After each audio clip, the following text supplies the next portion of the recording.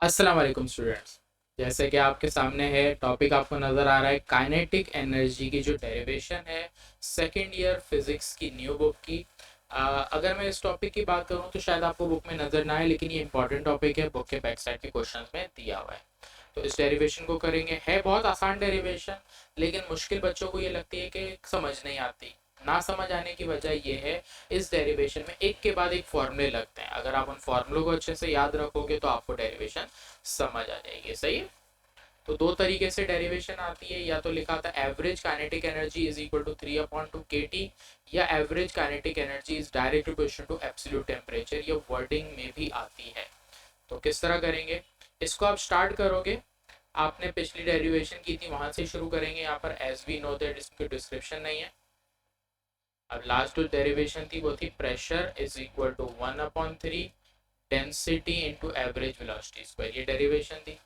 और last derivation जो pressure वाली मेरे चैनल पे मौजूद है, उसी डेरिवेशन में जो हमने फार्मूला इस्तेमाल किया था उसको इवेल्युएट करेंगे। तो डेंसिटी का फार्मूला था एम एन अपॉन वॉल्यूम। सही। अब यहाँ पर दो भी है, ध्यान रखना, जिस पे डैश लगा हुआ वो वेलोसिटी का है, जिसपे नहीं है वो वॉल्यूम का है। सही है। तो ये हमारा हो जाएगा प्रेशर इज इक्वल टू 1/3, यहाँ पर आ जाएगा एम एन वॉल्यूम, और ये एवरेज वेलोसिटी। 3 और v दोनों चीज़ों को दूसरी तरफ ले जाएंगे। 3 pv, तरतीब से लिख रहे 3 pv, यहाँ पर बच रहा है m n v square.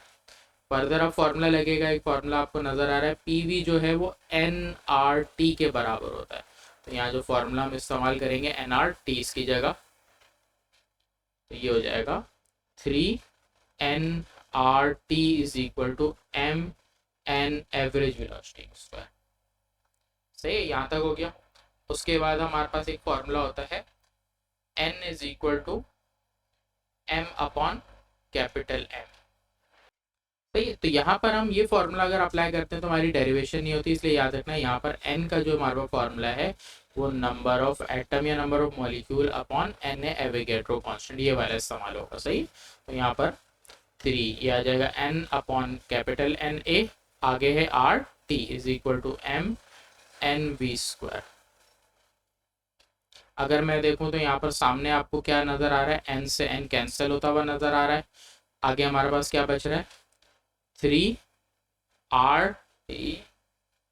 r के नीचे मैं एक चीज लिखूंगा एन ए।